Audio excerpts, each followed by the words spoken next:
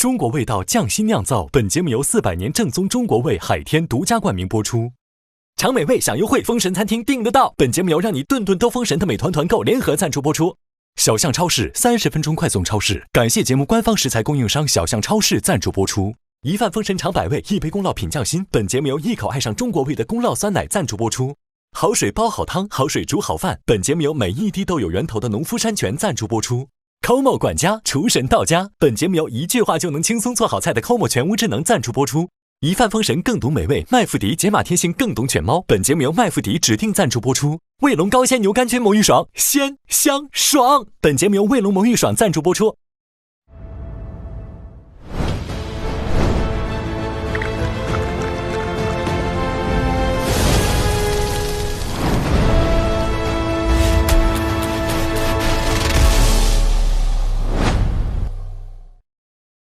中国味道匠心酿造，本节目由400年正宗中国味海天独家冠名播出。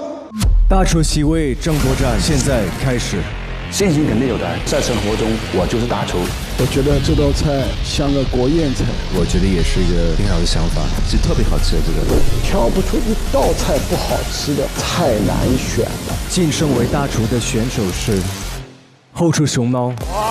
我的名字叫做欧浩然，我叫江婉玲。本局比赛是海天大小厨2对2对决战。First beginning, we don't have too much time to practice. I don't have confidence now. Not even too much time to communicate, and kind of the trust issues. 我们把青椒牛肉绝对拆解、绝对重构，甚至绝对风味，我觉得这个真的输不了。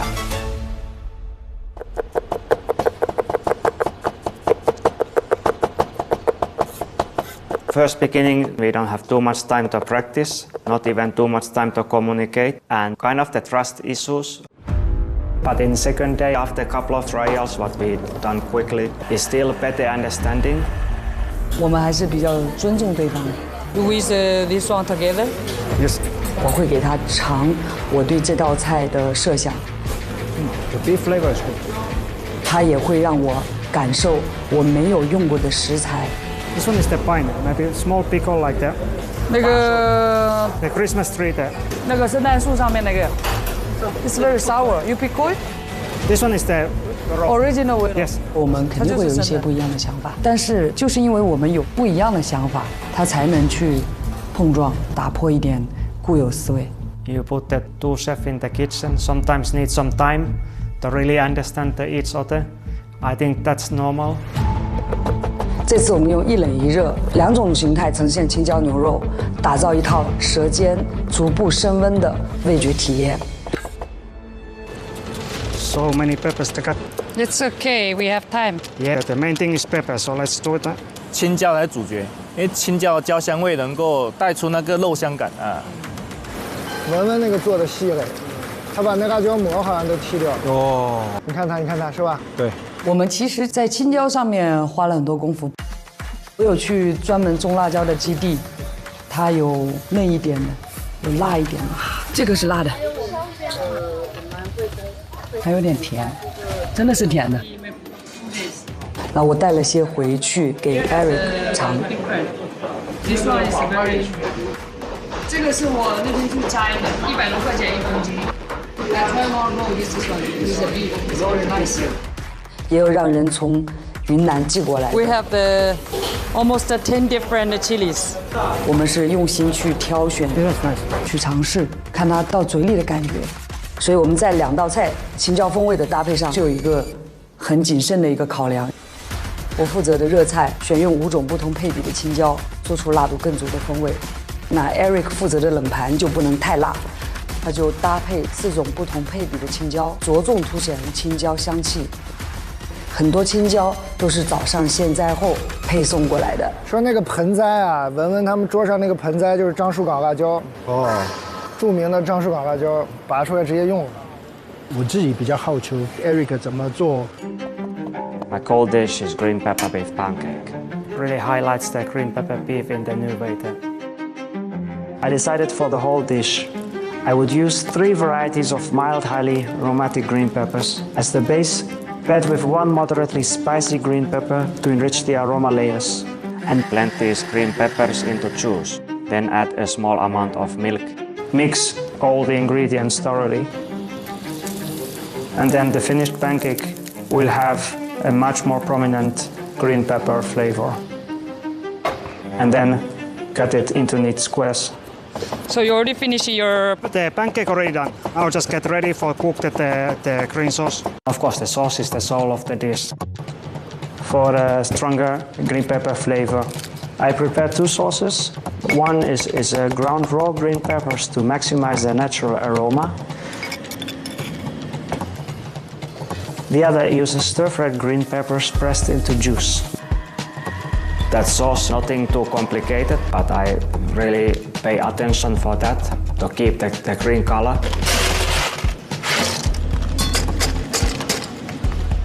Once that the sauce is blended, cool down quickly with the ice so the green color stays, and season with some sansho pepper, some salt. Keep tasting the different steps. And then final sauce in the competition was the best. You wanna taste? Yes. I add a little bit, you should choose. For my taste, can add more, but what do you think? Tiny? Or no need? No need. Yes. Salt, okay? Salt is okay. Yes. Today is more green, no? Yes. 这边的饼和酱汁已经做好了。你看看那边，实验眼镜都戴上了，感觉那边要爆炸呗。我们今天要做的是4个单品组成的一套青椒牛肉 set。我的拍档他全力以赴做好一个主菜，然后其他3道菜我都包了。这一套 set 从审美，从整个丰富的程度，我觉得这个真的输不了。因为我们的菜更偏向拆解，再去解构这个风味，整体风格更像实验的感觉。所以说，我们就会用到一些比较实验性一点的仪器，比如说旋转蒸发仪。旋转蒸馏仪，它的原理是令到食材在真空里面低温沸腾萃取出来这个食材香气的蒸馏水。这个青椒蒸馏水在我们的第一道的饮品起了非常关键的作用，因为青椒萃取要很久嘛，那我就可以同时做青椒雪趴、青椒焯水断生、桃子切块去皮。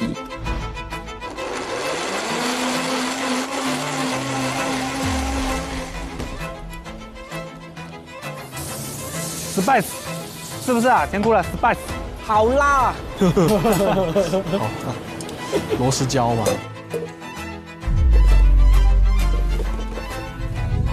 因为它冷冻起码要1个小时，所以在这个期间我再做一个青椒司康。西红柿，我会先做内馅，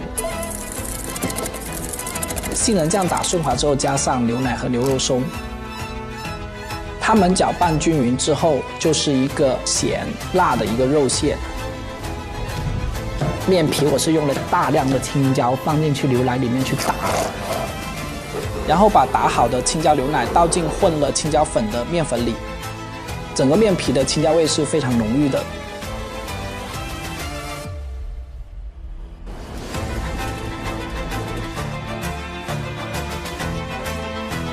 这个青椒司康，我是对着这个樟树港辣椒去1比1的列它出来，这个很有意思。然后我是想不到会用酥点的方式来呈现青椒牛肉。所以说，主厨的艺术家，心灵手巧。牛啊牛啊，手搓青椒，还可以啊。我用了150度低温去烘烤了15分钟，让它更加的逼真，没有很上色，但是我保证它能熟。搞定了，兄弟。搞定了。主菜的话，我绝对放心交给我的拍档年少伟，他是一位现在做素菜很强的一位主厨，他也很会做肉。我是负责主菜的部分，它是一个青椒还有牛肉做成这样的一个烤串。牛肉部分呢，我们会选用山东的一个肉眼盖的一个和牛，它的油脂会非常丰富，然后牛肉的香味也会非常丰富。先会用中式挂浆的一个手法，将调好的一个蔬菜木瓜汁裹到了表面，它其实会有一个软化肉质的一个效果。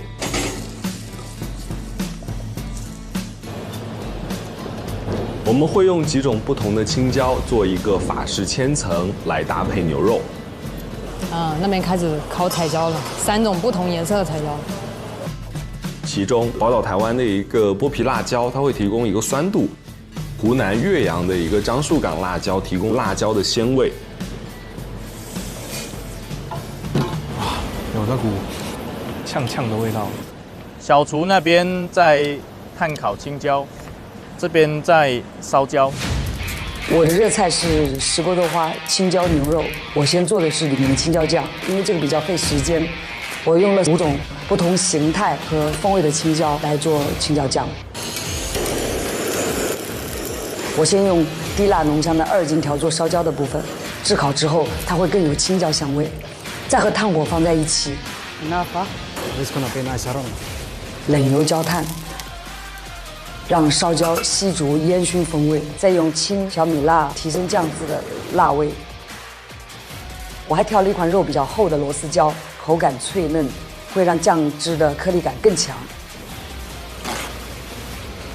是大辣椒哦，泡的青椒哦。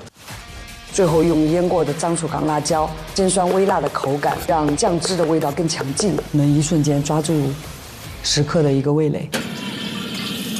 热油下蒜爆香，再将处理过的青椒分批下入锅中，大火快炒。闻闻那个酱里面会有蒜，然后会有辣椒，然后它就会很有锅气的那种感觉。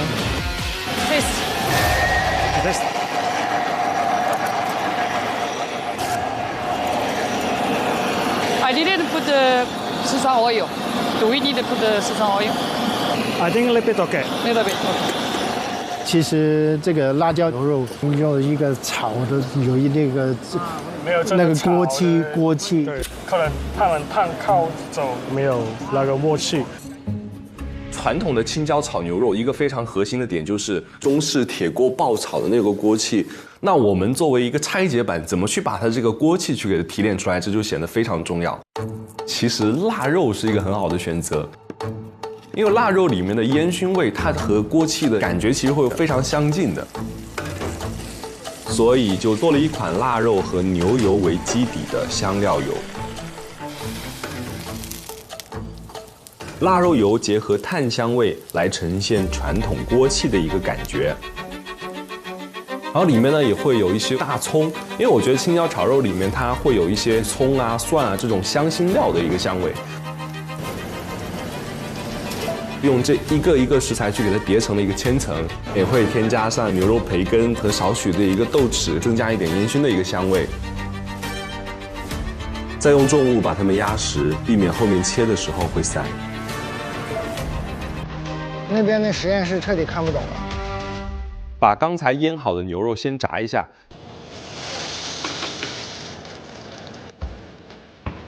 这样会让它的一个整体的口感呢会比较的外酥内嫩。把牛肉和蔬菜千层都切成大小一样的方块，然后去给它穿到了松板之上。最后快出餐的时候呢，再去炭火上加热一下。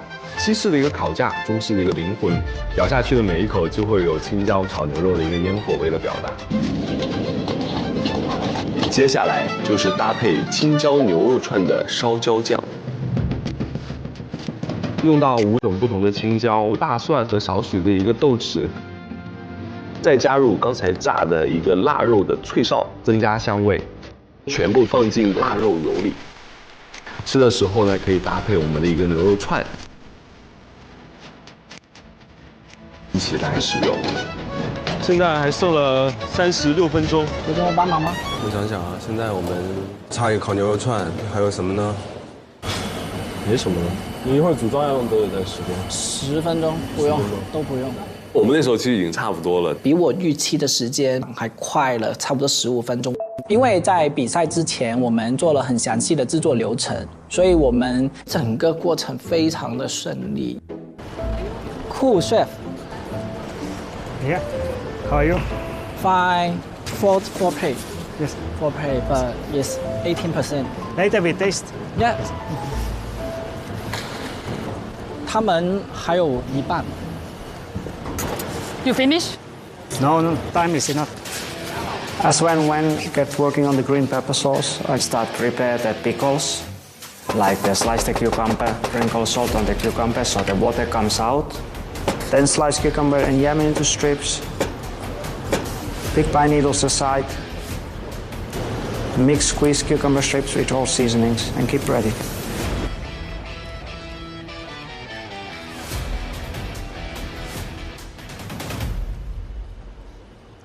文文，做豆花。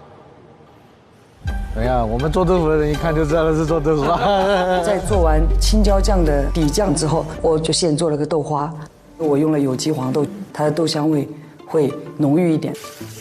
加这个豆花垫在牛肉和石锅中间，一是为了隔离石锅的热度，防止牛肉口感变老；二是增添这道菜滑嫩的口感。趁着豆花静置凝固的空档，我开始制作牛筋脆片。牛筋脆片能为整道热菜增添酥脆口感。因为我们湖南的天气很潮湿，牛筋脆片呢就放一会儿它就会软，所以为了保持它脆的口感，这个放在后面来做。烘干机我用一下，这个太矮了。熊猫，这个可以拿吗？我还有10分钟交卷了。行，我怕它湿掉了。OK。我拿个手。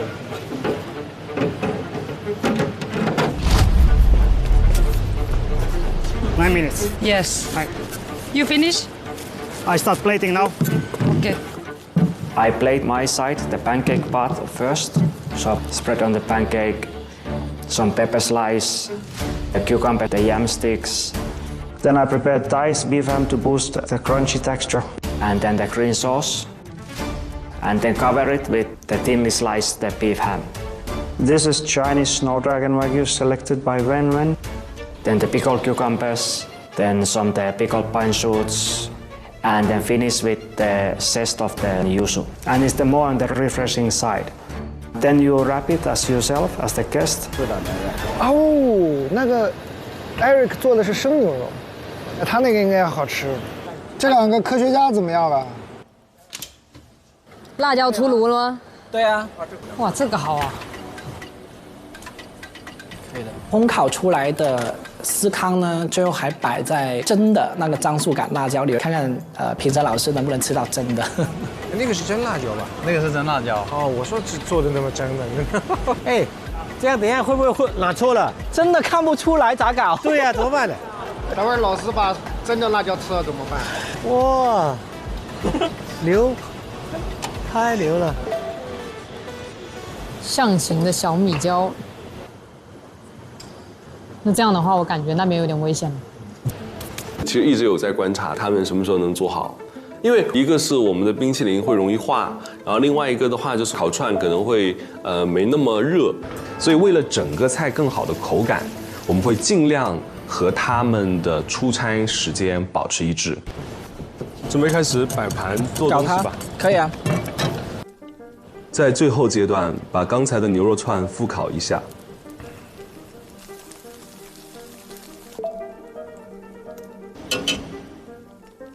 我们上桌的时候呢，会先点上一个备长炭，炭火里面会放上一些松柏枝。它一方面呢会为了保温，另一方面呢松木的一个烟熏味会慢慢的侵入到肉里，去唤醒牛肉的一个脂香和蔬菜的几种不同的清甜。看到对面 Eric 开始摆盘，我也开始水趴的摆盘。我是用脆烧牛肉粒、牛肉干搭配这个咸辣的青椒水蜜桃雪帕。饮品我们是用了萃取出来的青椒纯露，搭配之前炖煮的牛肉清汤，加上芹菜、香菜和姜渣的一个汁，然后还有柠檬汁去调和它的一个口味，使它更加清新。先放冰箱，他们还没出来，小心。文文这个还不出餐啊，文文。在摆盘前，我还要对青椒酱进行最后调制。调味、勾芡、收汁成品酱汁。文文这里还没见到牛肉，对，还没见到牛肉。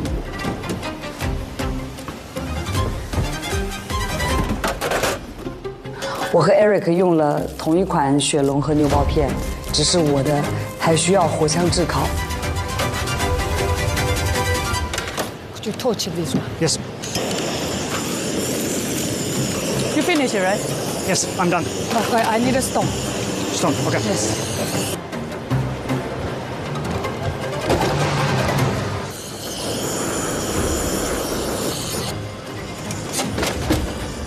Stone done. Crispy there. Yes. How are you? Still alive. Yeah, a little bit busy. Last second. They finished? Almost.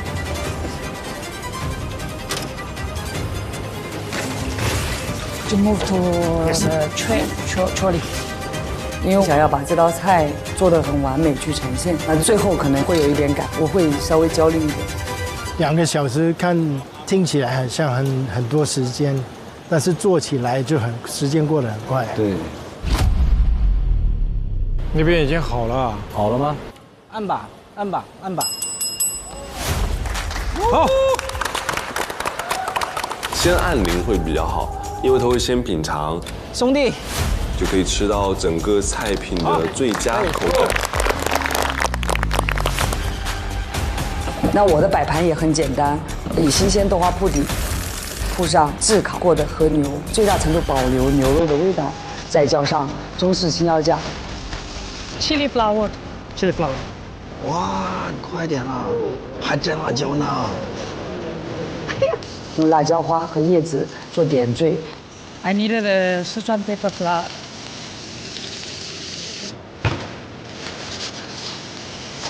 最后给牛筋脆片撒上调味料，就摆盘完成了。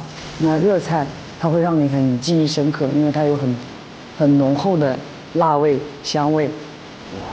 还有2分钟有吗？那边已经按过铃了，哦，按过了是吧？早按过了，早就按过了。先按铃，先按铃，文文先按铃。我要先摆好。这是little bit small。怪紧张的，看到就紧张。先按铃啊，文文。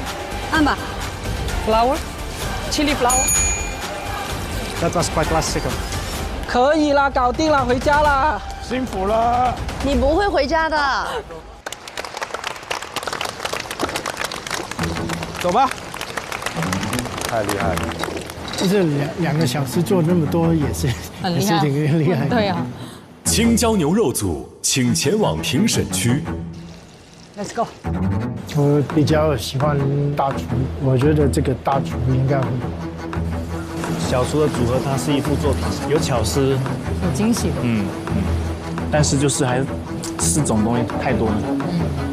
如果盲品的话，4种东西没有先后顺序，因为你没介绍嘛，你就一定要所有组合混在一起都好吃，才不会出错。不然就你可能先吃了一个特别辣的，再吃牛肉已经没味道了。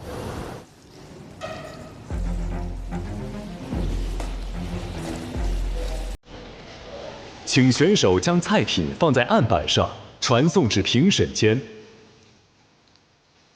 我们很注重细节，摆盘是按照我们品尝的一个顺序一列过去。因为我们的套餐它其实会有一个口感的一个峰值的一个体验。最开始的时候是一个比较清爽的一个开始，然后后来慢慢有点意思，到最后主菜的时候就是到达一个峰值，最后一个甜品比较舒服的一个清爽的收尾。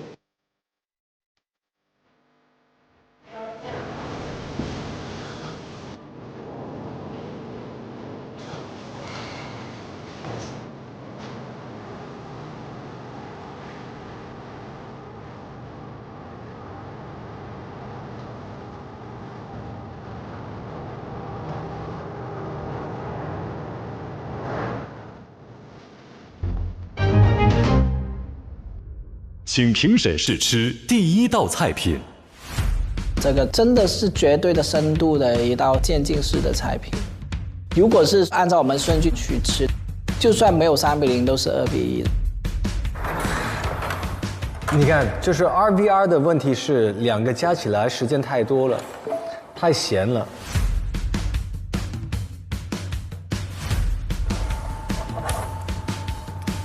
哇，这个是酱，哎，这样吗？糟了，糟了，真的是糟了，因为我们摆的这么整整齐齐，但是进去都是先拿主菜。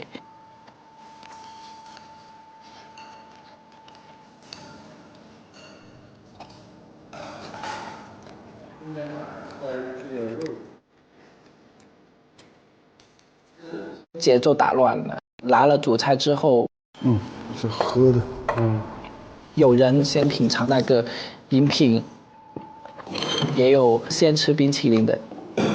然后最重要的是，差点没有发现司康。这个应该是吃的，这不是吃的，这是展示的吧？没烤哎。对，有一口。有烤过啊？不是，这个没烤过，这个不同的。哦。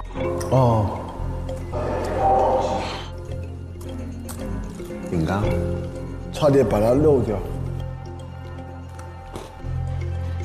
虽然吃的顺序完全混淆了，但是我觉得问题不大的，因为每道东西都是没有问题。我们试过很多次，都完全是我们心目中预期以上的。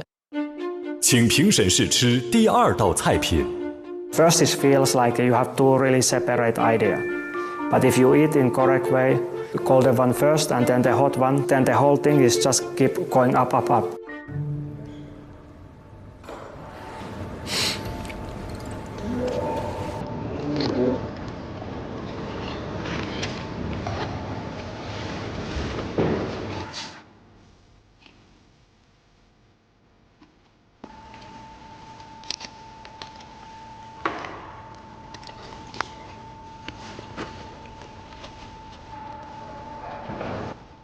OK， 牛筋、薄脆，应该是吧？因为这薄脆要做的大一点啊。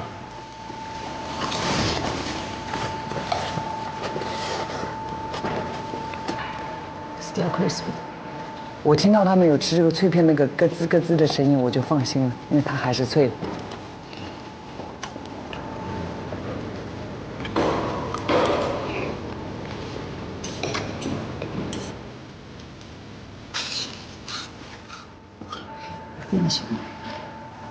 I think that's the perfect dish. Just how the face and how to understand the eating the dish, I still believe in that moment, okay, we are stronger. Okay. You guys get some comments and we don't get. Yeah, they didn't say any comments. 现在开始投票。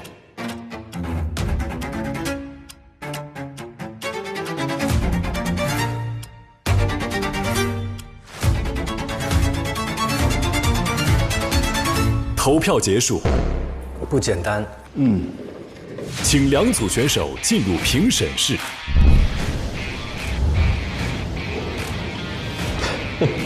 你们干什么 We all stay.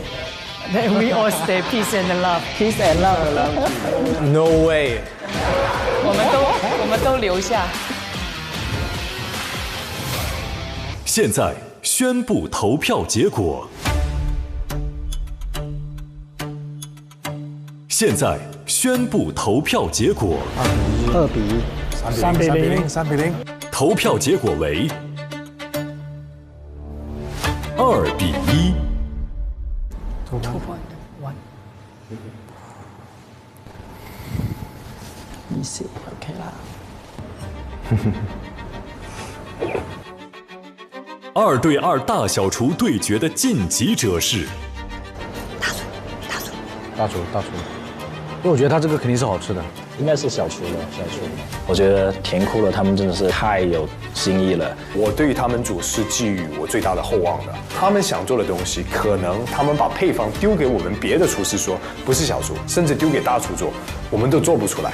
小猪队，跟布朗的慢，可以了嘛？说了呗。晋级者是，哇，紧张的我胃都要痛。我的天哪，好煎熬啊！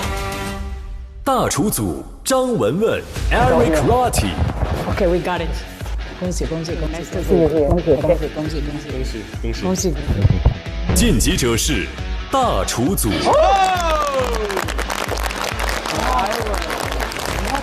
这么精彩都输了，然后他们的味道应该真的做得很好，对，很厉害。我选了大厨这边。首先，你们做的一个冷的、一个热的，还有一个脆的，全部在主题里面。我先吃这个冷的，只是很远景的，有 Nordic flavor， 是没有想过的青椒牛肉的一个方法。然后豆腐也是做的特别好，再配这个酱汁，很滑，脆片做的很脆，是很好的加上去的一个感觉。我是选小厨这边的，我觉得这个好好吃哦，真的。因为这个烟熏炭烤的，就是我拿上鼻子的时候，哎，还是有这个熟悉的热气腾腾的气，我觉得是很重要的。然后能吃到一个 granita 这样的冰沙里面是有肉的，我觉得是非常聪明的这个碰撞，创意很好，真的。但是有时候就是 less is more， 多一个菜给我呢，我就多一个机会挑你。这个很漂亮、很有创意的鸡肝，吃下去的感觉其实没有太多牛肉和青椒的味道，口感是一点干。学霸不是应该有的辣和青椒的香味 ，focus 在辣味，我觉得是超级辣的，不是超级辣，是特别辣。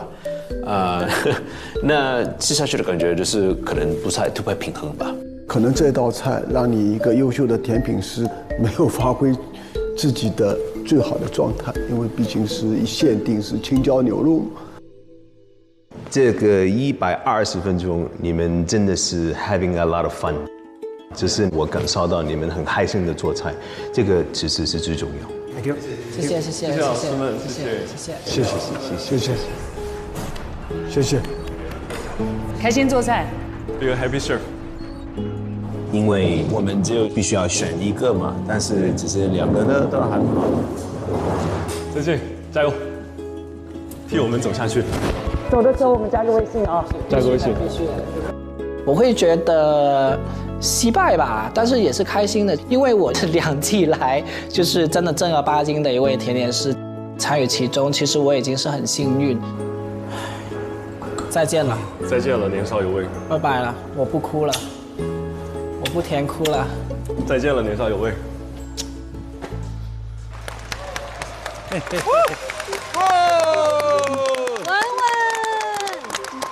，Eric，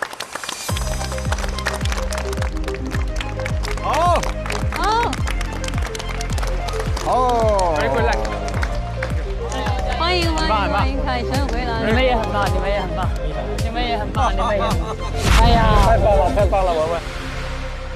现在，宫保鸡丁准备开始。2下，好，开始了。OK。当时选择菜的时候，其实我是最不同意的鸡。那鸡呢是我们这海边人最不擅长的。宫保鸡丁。我没有吃过宫保鸡丁，真的我没有，从头到尾我没有吃过宫保鸡丁。而且我们的对手是，中国的最顶级的那个川菜师傅，他的宫保鸡丁是传统级别的最高级别。你叫我要超越邓师傅，可能菜还没端出来，我们就可以下台啦。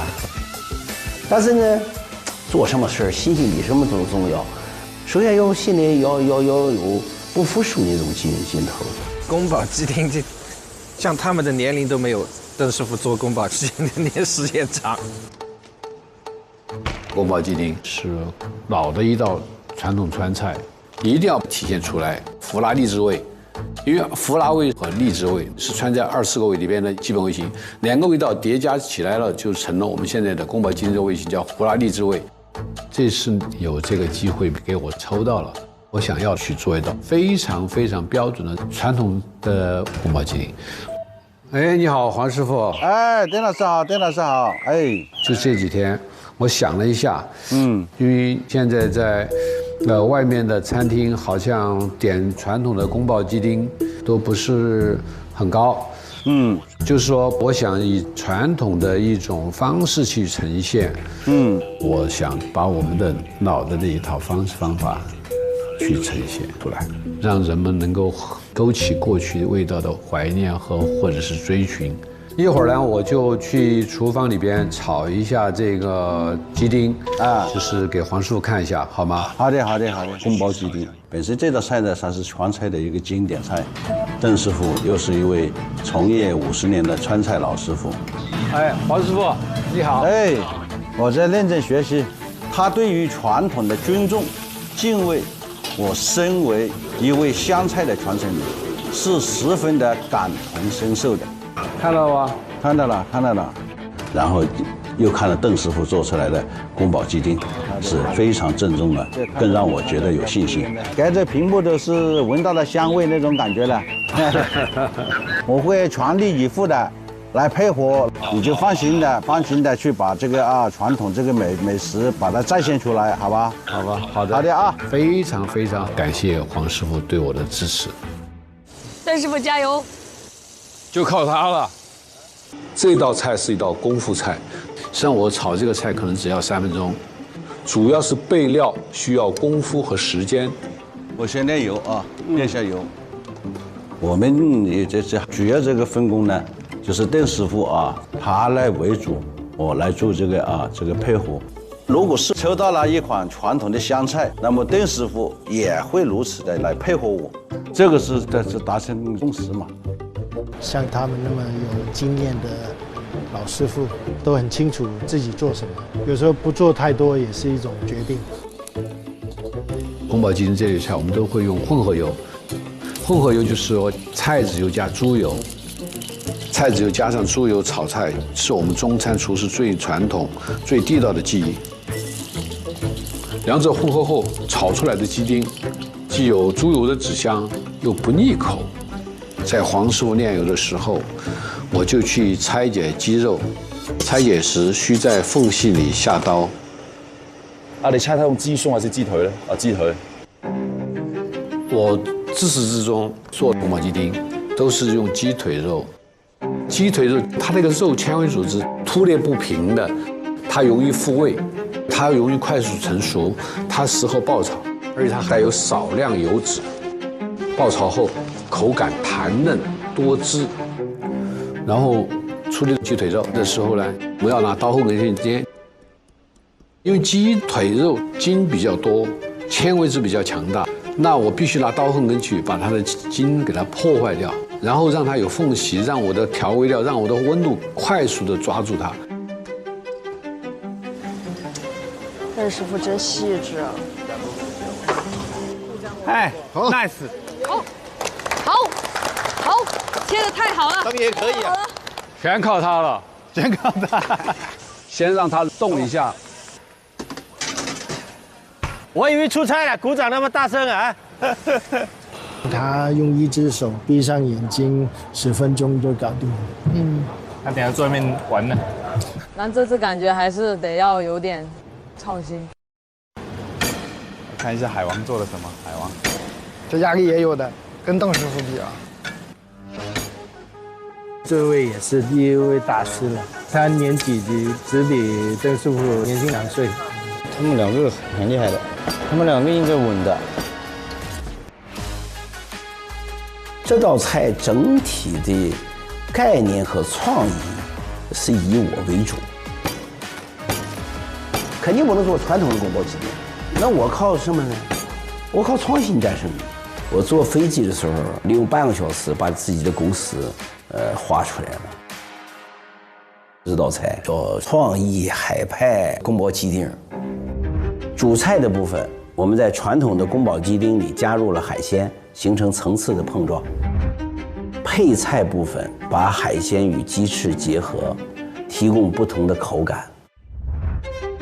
酱汁这一块呢，选用了大连和厦门的特色风味，丰富整道菜的层次。那设计完这个菜呢，我第一时间就跟早餐爸爸沟通，大概故事那么个故事。我们俩都是靠海边的，一个厦门，一个大连。如果从海鲜的角度来出发的话，我们是肯定优势非常明显。我们只有海鲜，我们才有优势。对啊，所以说只能用宫保这个味型把它搬到海鲜来。宫保鸡丁它只是一个主题，有没有鸡丁自己决定。早餐爸爸跟我说啊，他就不想用鸡丁。我说你必须得练。如果裁判员说没有鸡丁，咱为这个事儿掉分，我觉得划不来。这个是他跟我的出发点不一样的地方。因为我蛮尊敬他的，对，就是我没有尝试说服，因为改变自己比较快。那他有想法的话，我可以协助他，我可以成就他。我和早餐爸爸的分工非常明确，我呢主要负责的是鸡翅的部分。首先我把鸡翅当的骨头剔掉，皮和骨头要分离，然后把鸡翅的骨头抽出来，保留完整的鸡翅形状。我把海鲜搅打成泥，做成了2个口味的馅儿，瓤进鸡翅里，黑白分明。完了以后，我又上屉蒸了一下。那个鸡需要蒸到什么程度？7分钟比较最佳。我看那边是用那个鸡翅，这个也是一个聪明的做法，不能跟他们斗吵啊，只能那样子，很好很好。邓师傅他们还在备料。那个黄师傅，我在这儿，在这儿。好的。我把鸡分解以后了，鸡架给黄师傅，我只是跟他说要熬清鸡汤，我是拿来炒菜用的。好，他就理解了，他就帮我去做鸡汤了。我会用拆下来的鸡骨和鸡肉去掉血水以后，焯水去腥，然后用高压锅小火炖煮1个小时。邓师傅，他现在就是把辣椒稍微煸干了之后做胡辣椒。胡辣味是宫保鸡丁很重要的味型，我们选用2金条干辣椒来调制。哎呀，香味出来了。我们把这个干辣椒在锅里面把它呛香，呛的有点糊味了。这个时候把它捞出来以后，就做刀口辣椒。对，好了，哎呦，鸡肉经过冷藏就好处理了。其实，在平时鸡腿处理成丁，我是不会用切的。平时就是我们的鸡丁需要是斩，宫保鸡丁是应该斩，不应该切。他为什么说用斩的呢？切的有什么不一样？切的刀口没有斩的那么整齐。对，而且最好的就是说使用木砧板斩，因为鸡腿肉它是带皮的，很难切的。木砧板它是有韧性的，它能够吃刀了。本来我要用木砧板，木砧板有那个味道，新的味道。但是今天现场准备了一个新的木砧板呢，一闻松香的那种味道很浓。如果我直接用新砧板去斩，松香味会沾染鸡肉，所以说我只能用塑料砧板。但是这个塑料砧板呢没有韧性，刀砍上去容易打滑，砍出来的鸡丁容易皮肉分离。所以说我就把鸡放到保鲜冰箱里边去沉淀一会儿，有点硬度以后了。我去斩也好，切也好，都方便了。讲究，咱师傅真讲究。我开始切条的时候我是切，然后成丁的时候我是去斩，切与斩都把它用上。哎呦，好香，差不多了啊，还要短一点，还碎了。好了，好的，我这一下，碎。拿这个刀去呢，这刀太宽了。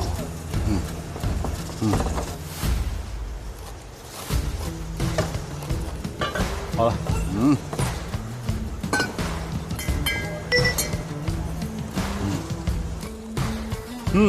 这个刀口辣椒就香，我都闻见香味了。对啊，又脆，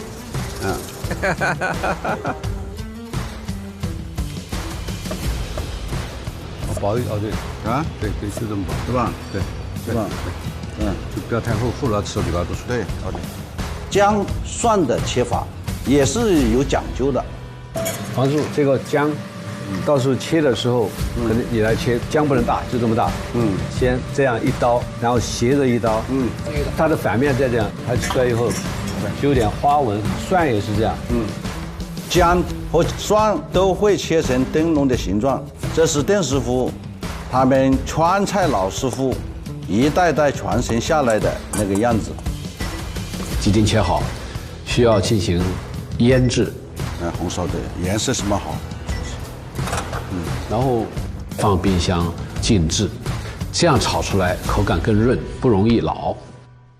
下一步就是炸花生米，这个花生米都是我从上海我们挑选带过来的，因为我用惯了这个花生米，我知道它的性格。实际上在我们成都，我们不叫炸花生米，我们叫油酥花生米。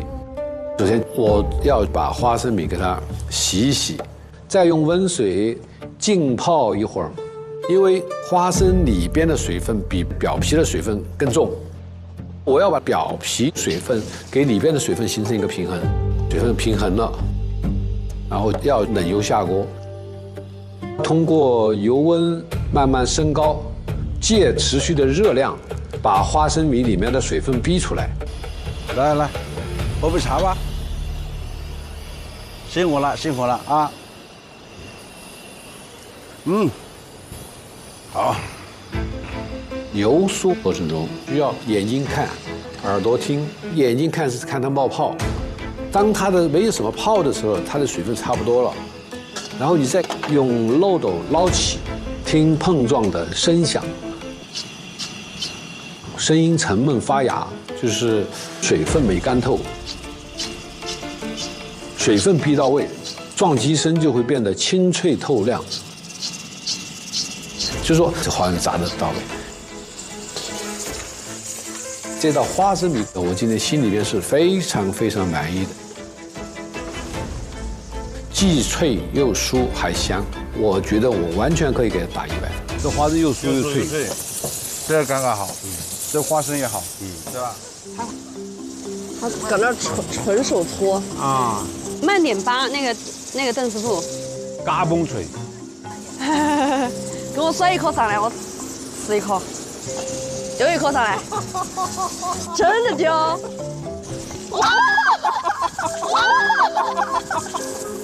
真的丢上去了。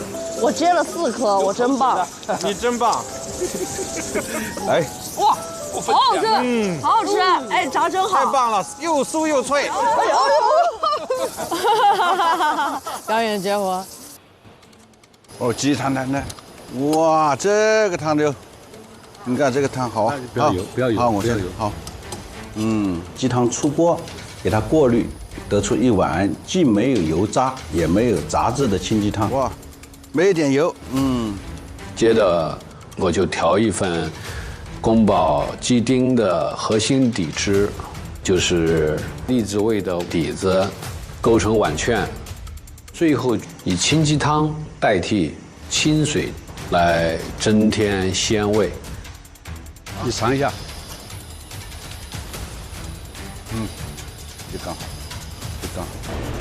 调好宫保的汁了。说实话，这一轮里面真的只有他敢说做最全统，就不用搞那么多东西，他就是标准，没办法。这道菜我主要负责的是宫保鸡丁本味的部分。食材方面的话，除了鸡肉之外，我们选择了厦门和大连最应季的海鲜，它很需要这种宫保鸡丁这种就是胡辣、荔枝味的这种味道来提鲜，让它有一个碰撞，吃起来可能会呈现出不一样的感觉。但是最大的难点就是对宫保鸡丁这个味道我太不熟了，我不知道怎么办啊。因为做鸡我们不是太擅长嘛，到底是什么口味，到底谁做的好，我脑子是糊涂了。就在这个时候呢，早餐爸爸告我一个喜讯，说蓝明六师傅在厦门。中国川菜2个大腕，一个是邓师傅，一个是蓝明禄。他亲自到我的厨房，就是从头到尾教了我做一遍，告诉我宫保鸡丁是什么样的一个味型，什么样的菜，要做到什么样的效果。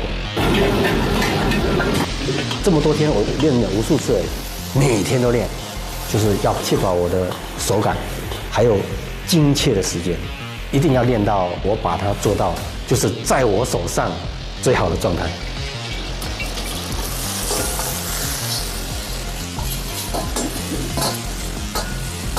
宫保的话，我们有3种材料：宫保鸡丁、宫保虾仁、宫保海参。但这3种食材的话，是质地、火候怎么要求都不一样的，所以我会分3次炒。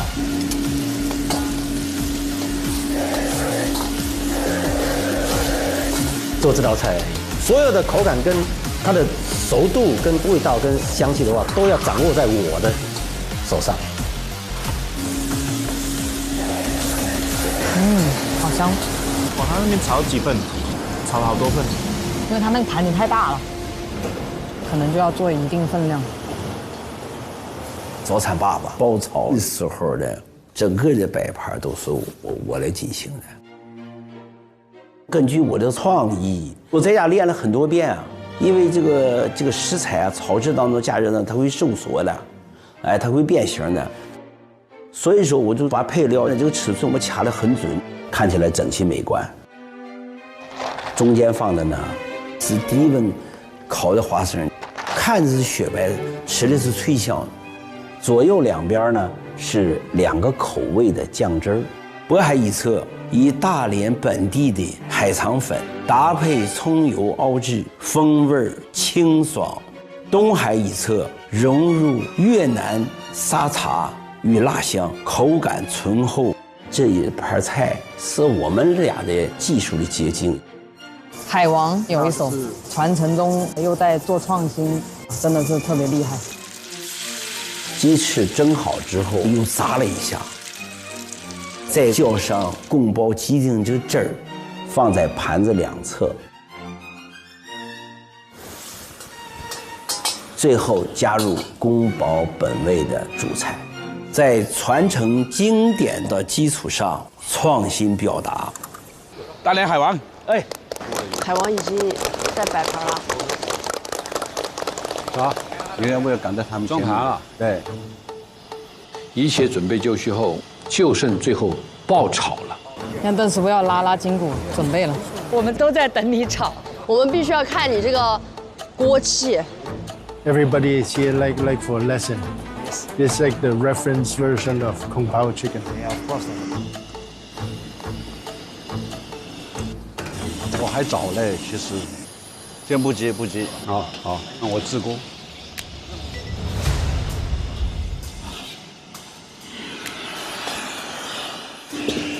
这猪油，猪油对。这菜籽油对。哎，开始了，开始了。学习一下，真正的宫保鸡丁是什么样的。你把那个盘子，我准备好了，准备好了。我下去要起锅了。水倒上，下锅。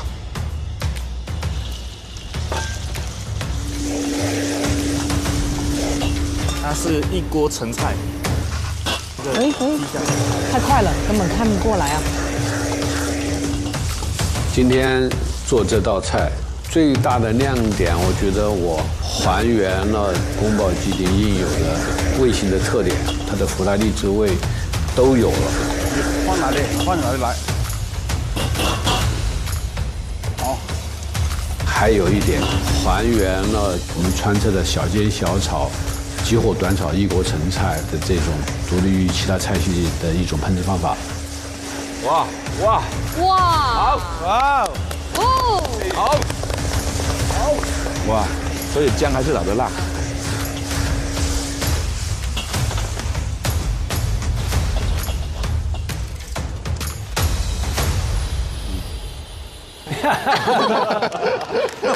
稳了，漂亮！打铃啊！哦哦！太帅了啊！川菜太懂了，要不说，真帅！哇，这个香味很香哦。我好想吃啊！留一点。旁边那个马都转一点。对，大家下去抢去吃。我跟邓师傅选用了荷叶网来装这道菜，因为荷花是湖南湘潭最重要的文化象征，是表达我们对传统美食的一种敬畏。啊，他在炸油条呀！那个早餐霸王在炸油条，宫保鸡丁有人炸油条，也有可能啊，这种做法。爷爷宫保鸡丁那个油条什么概念啊？宫保鸡丁对我来讲是口味偏重一点的，我觉得它应该是要用那个碳水来结合。那油条吃起来也很好吃啦，酥酥脆脆的，还有可以缓解宫保鸡丁的重口味和盐腻。这道菜也是完成度很高啊！我对这道菜特别有信心，早餐爸爸也特别有信心。我是用尽全力了，用尽所有心思了，我不后悔，输赢我都不后悔。阿玲，你看，好，必胜。这是，这什么脸都不行。好，走了，可以了。看馋了吗？今天吃点好的吧！上大众点评 APP 搜“一饭封神”，好吃的都在必吃榜。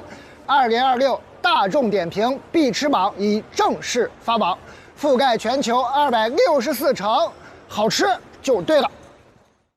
请宫保鸡丁组的选手进入评审间。他们抬着走啊，再投黄金上去就吓人。大家都做得很好，真的，如果做评委，我是觉得很难。这一回是一个终极版的正宗，对一个终极版的创新，那你怎么选呢？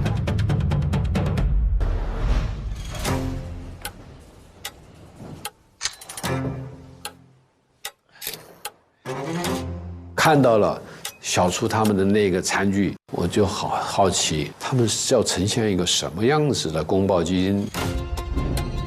哇，那这个宫保鸡丁是整只鸡吗？搞了一个波菲龙进来，差别太大了吧 ？My God！ 请评委品尝鲜暗灵的菜品。我们今天是用川菜方法，急火短炒去呈现这道家喻户晓的名菜——宫保鸡丁。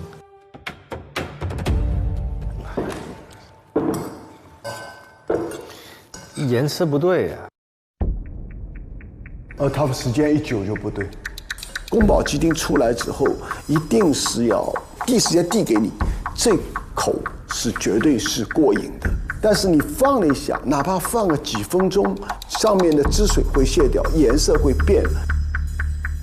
那今天这个人因为是厨房距离问题，它的温度下降了，对这个菜的影响是很大的，所以这个人就是今后可能都要汲取教训。你汁你口里面应该有的调味刚刚好，我就猜这个应该是一个功力很强的厨师。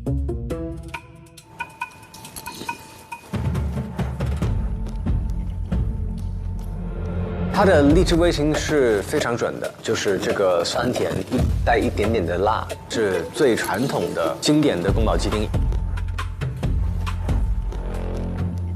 它这个在味型上面、口感上面，我觉得做的完全是很优秀的。它的出品就很简单，就一个荷叶盘，切了小一点的鸡脯肉做的宫保鸡丁，所以说我对这道菜特别有信心。请评委品尝后暗灵的菜品。早上把这个打开吧。哇！今天我做这个海派宫保鸡丁，呈现的渤海和东海的结合。我就看它里边有很多元素，两端的 sauce 的调味料不一样，中间的菜又不一样，他们的想法很厉害啊。我们这样吧，先吃这个吧。好。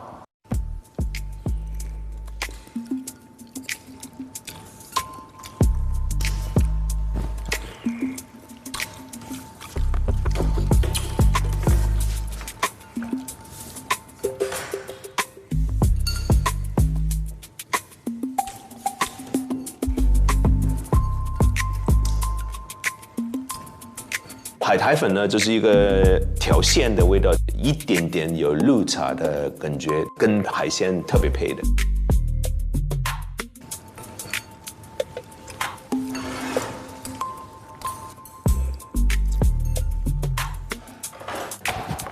它这个油条应该是蘸汁吃吧？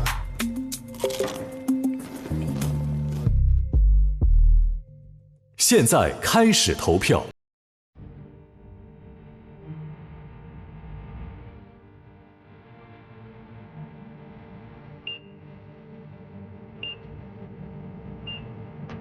投票完毕，请选手入场。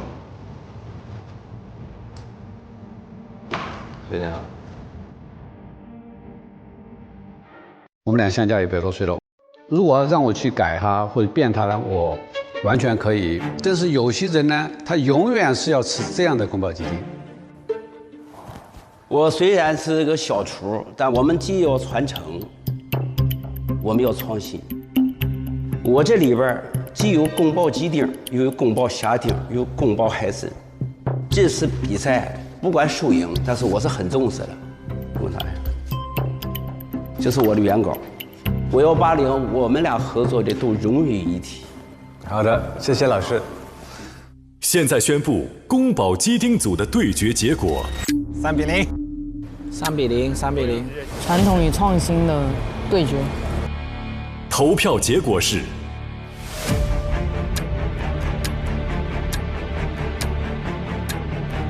2比1。投票结果是2比1。那就不好说了。很多评委看菜的角度，我还是赌邓师傅赢。小厨，我太有信心了。我今天这个宫保鸡，我可以给它打到88分。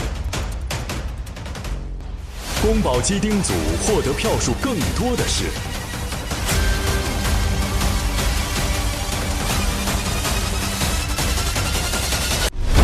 我站在这里干的就是你们，来呀，你过来呀！我其实是很有信心去战胜他们的。那这种没炸透，够了够了，小的不好吃，不会，小的你炸不起来，重新炸一个。講，但好似要鹹啲咯。開不了，我不要，我開不了啊。其实我内心是有点害怕跟他组队。他把一道家常菜做成了不寻常。我特别喜欢这个，真的太强了。这个不是我习惯的。每个人理解不一样。获得票数更多的是我的天哪！有看头，开了2个那么厉害的。别哭。素不相识的一群人，因为这个节目聚到了一起，你会发现大家很真诚、很美好。我会觉得很不舍得他们。2对2被淘汰的选手们，你们将面对的是哇，情况不简单。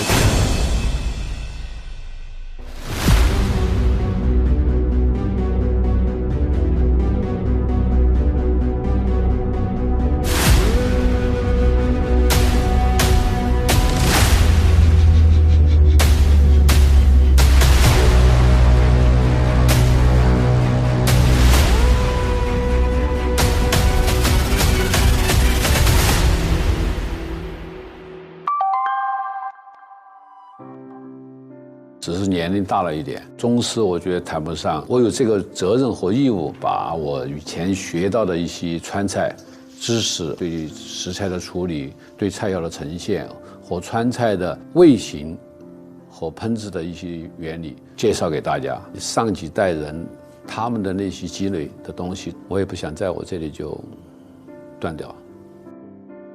我才34.5公岁。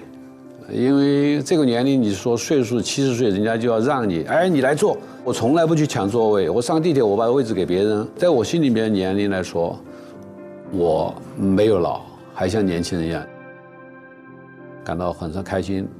年轻人那么喜欢我，大家想来吃，用美团团购直接预定，包间什么样子，你直接到美团直接看，定好了位置直接来就行了。我想这样把身体练好一点。能够多在灶台边待一些时间。每周3、周4来腾讯视频看《一饭封神》第2季，12点 SVIP 更新 ，VIP 次日12点抢先看1周。每周52点 SVIP 惊喜加更，看更多正片未播精彩内容。每周62点 SVIP 更新会员专享衍生一饭小馆，畅聊正片幕后。每周日精彩衍生一饭家常菜，看大厨教你做家常菜，更有各种精彩花絮不定期放送，不定期惊喜直播等你解锁。中国味道匠心酿造，本节目由400年正宗中国味海天独家冠名播出。尝美味享优惠，封神餐厅订得到。本节目由让你顿顿都封神的美团团购联合赞助播出。小象超市30分钟快送超市，感谢节目官方食材供应商小象超市赞助播出。一饭封神尝百味，一杯宫酪品匠心。本节目由一口爱上中国味的宫酪酸奶赞助播出。好水煲好汤，好水煮好饭。本节目由每一滴都有源头的农夫山泉赞助播出。Como 管家厨神到家，本节目由一句话就能轻松做好菜的 Como 全屋智能赞助播出。一饭封神更懂美味，麦麸迪解码天性更懂犬猫。本节目由麦麸迪指定赞助播出。卫龙高鲜牛肝菌魔芋爽，鲜香爽。本节目由卫龙魔芋爽赞助播出。来一瓶万益兰小蓝瓶益生菌，吃喝封神好搭子。本节目由万益兰 Wonder Lab 指定赞助播出。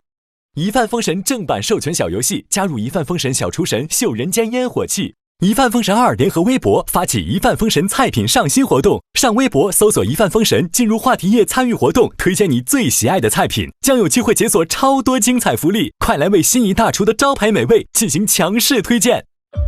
我认为能够体现一切中国特点的饭菜都是宝藏。中国太大了，地理环境、民族、气候有太多的不同，造成了千差万别。努力的品尝到更多的味道，这就是一个打开中国食物宝藏的一个过程。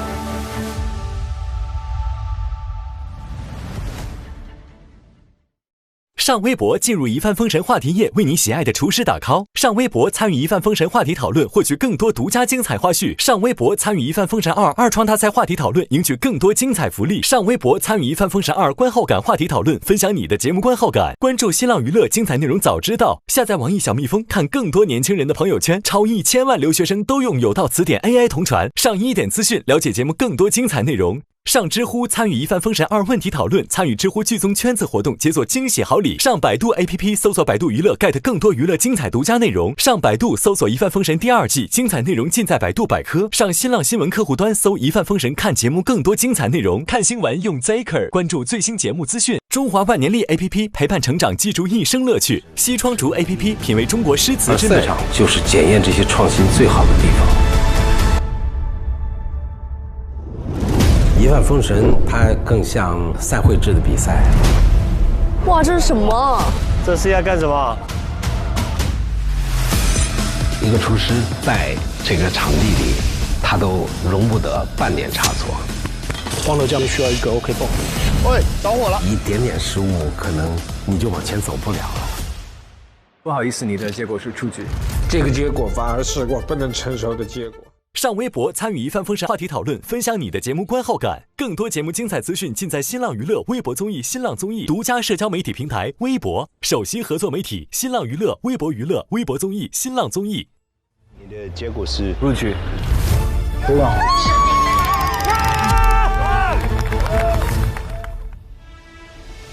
我觉得一饭封神让更多的年轻人爱上烹饪，让他们去想怎么用食物表达自己对世界的看法，这就是对中国美食巨大的贡献。